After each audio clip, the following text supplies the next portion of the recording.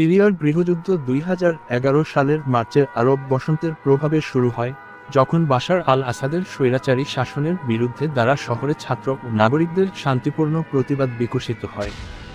সরকারের নির্মম দমন, হাজারো গ্রেপ্তার, নির্যাতন ও হত্যাকাণ্ড প্রতিবাদকে সশস্ত্র বিদ্রোহে রূপান্তরিত করে। ফ্রি সিরিয়ান আর্মি এফএসএ গঠিত হয় এবং যুদ্ধটি প্রক্সি যুদ্ধে পরিণত হয়। রাশিয়া ও ইরান আসাদকে সমর্থন করে, যুক্তরাষ্ট্র, তুরস্ক ও সৌদি আরব বিরোধীতে। আইএসআইএস 2014 সালে রাক্কা দখল করে খিলাফত ঘোষণা করে, কুর্দি তার বিরুদ্ধে লড়াই করে।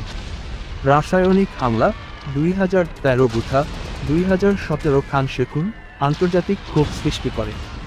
যুদ্ধে 5 লাখেরও বেশি নিহত, 6.8 মিলিয়ন শরণার্থী, বিশেষত তুরস্ক, লেবানন, জর্ডানে ও 7 মিলিয়ন অভ্যন্তরীণ বাস্তুচ্যুত।